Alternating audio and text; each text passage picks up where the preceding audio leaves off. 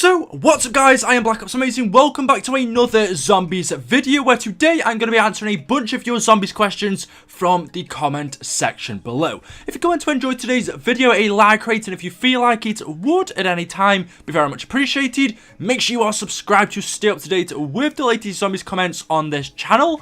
If you have anything that you want to know, leave your comments down below, but without further ado, when you're ready, here we go. So today I've got a ton of questions to answer from you guys to do with the zombies storyline. And also a few little Easter eggs and general questions as well. The first one comes from Pink Banana Unicorn and he or she says, who's Newton from Newton's cookbook? So anyway, I'm pretty sure, I'm 98% sure that the Newton that Treyarch are on about or referring to is Isaac Newton. Isaac Newton was widely recognized as one of the most influential scientists of all time. Newton's principles formulated the law of motion, the law of gravity, and he was around during the 1640s, so I'm pretty sure this is referring to Isaac Newton, who is most famous for his law on gravitation. Now, what exactly he has to do with gobblegums, I'm not exactly sure what exactly the law of gravity and motion has to do with gobblegums, I'm not exactly sure, but as we know,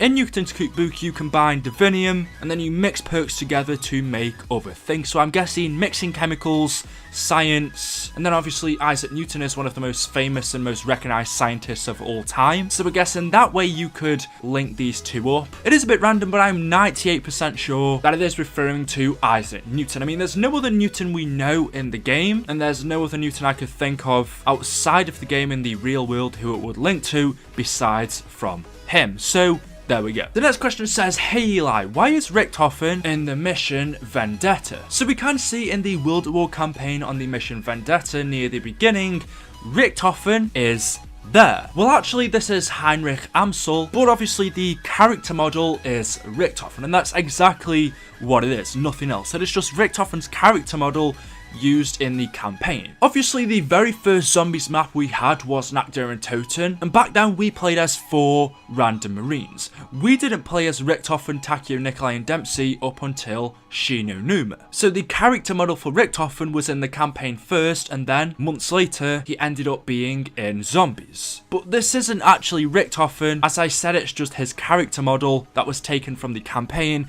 and put into zombies. 2 different people, although it is pretty cool. The 2 things have nothing in relation, and I believe about the only link we have between the campaign and zombies is Victor Reznov. As we know, Victor Reznov, a very important character in the World at War and Black Ops series for the campaign, and he also later on has some involvement in zombies, where he went to Gorod, stole some blueprints from Group 935's base there, and then took them back, gave them to the Russians, where they created their own weaponry. So there we go, and for anyone who's wondering, you can also see Nikolai's character model in the World at War campaign as well. Nikolai is there, but again, that's not him, it's just the character model being used. Gamecrasher505 says, how does the Spaceland / Redwoods / radioactive thing connect to it all? And you'd be surprised by how many people ask me this, but Infinite Warfare Zombies has nothing to do with Treyarch Zombies. 2 different developers, 2 different games, 2 separate universes. So what happens in Infinite Warfare Zombies has no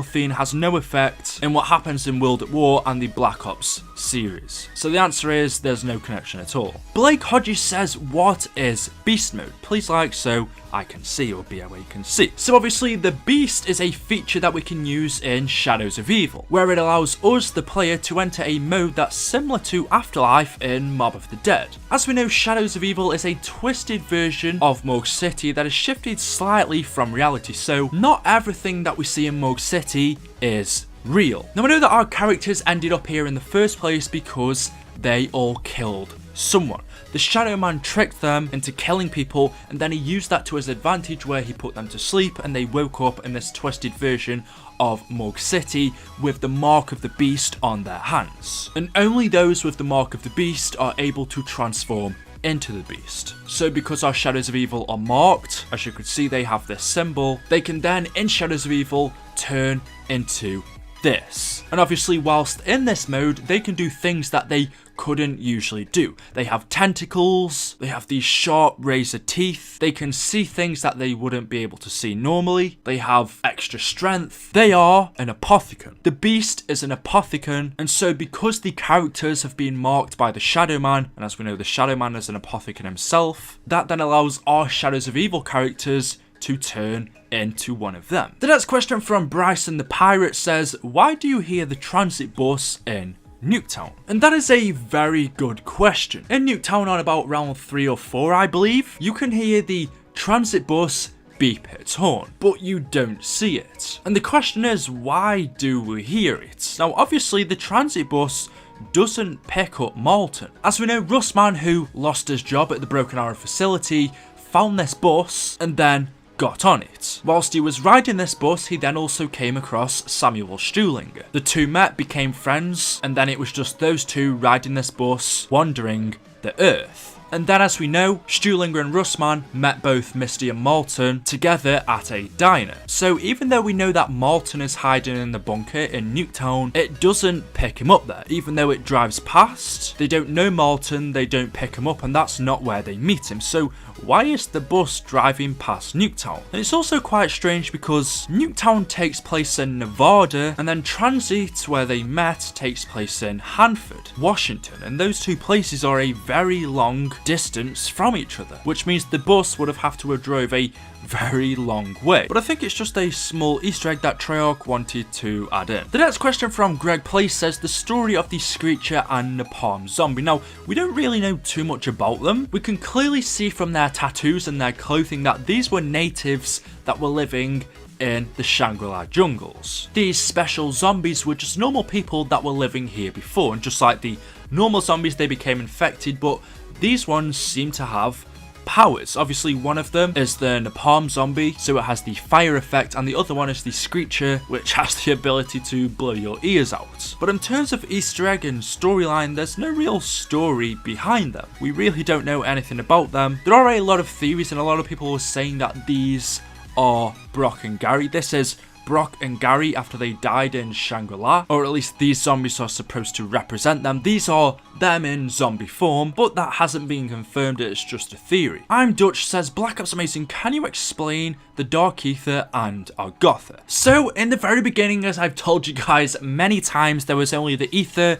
the Keepers, Dr. Monty, and the Shadow Man. This was eons and eons, millions and billions of years ago in the very beginning. Well, all the way back then, the Keepers crafted the summoning key. They made this summoning key, the most powerful artifact to ever exist. The Keepers made this. They made this as a device that would allow them to manipulate the Aether, and holding power to alter reality itself, they used the summoning key to create Agartha. So the Keepers created Agartha using the summoning key. But not everything was good. Because of this now meant that some of the Aether had turned dark. A small part of the Aether had now become the Dark Aether, and the Keepers began to mess with it. They began to experiment with the Dark Aether, which began to corrupt and corrode their souls, turning them evil, which obviously then led to a war breaking out in Agartha, a war between the good Keepers and the corrupted Keepers. The corrupted Keepers in the end were defeated and banished back to the Dark Aether. So Agartha was created by the Keepers using the summoning key, and then the Dark Aether was just something that came along naturally. It was an infected part of the Aether that corrupted the Keepers' minds and turned them evil. So there you go. Cedric Weiss says, what does the dog Easter egg on Moon mean? Well, there's no meaning behind it, it's just a fun Easter egg. I think the story goes it was about a year ago or a few years ago, some of the zombies YouTubers, I believe it was MC Sportshawk, made a deal with Jason Blundell. I think it was jokingly, where he said, if you do this, then I'll put a Space Dog Easter egg on Moon. And then obviously years later, now with Moon releasing again, this time on the remastered version on PS4 and Xbox One. On the new version of Moon, Jason Blundell has kept up his promise and added a cool little Space Dog Easter egg onto Moon. It has no relevance, no storyline, it's just pretty cool. You can obviously see on its suit they've got the Treyarch logo on there, so Yeah. PVZB says, what is the story of the Russian Mangler? Now, I kind of came onto this a little bit earlier with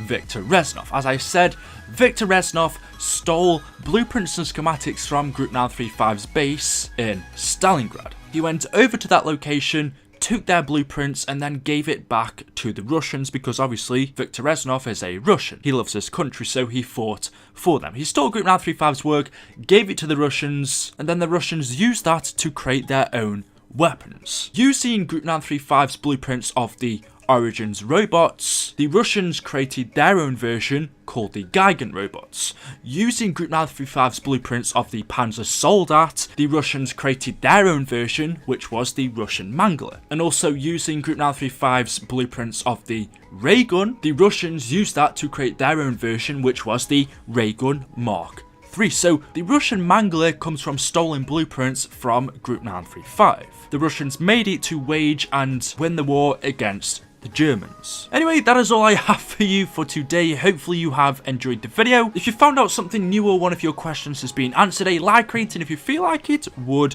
be very much appreciated. Make sure you are subscribed to stay up to date with the latest videos on the channel. Leave a like rating if you have enjoyed and leave any comments you have, anything that you want to know down in the comment section below. Anyway, thank you for watching and I will see you all in the next video. Goodbye.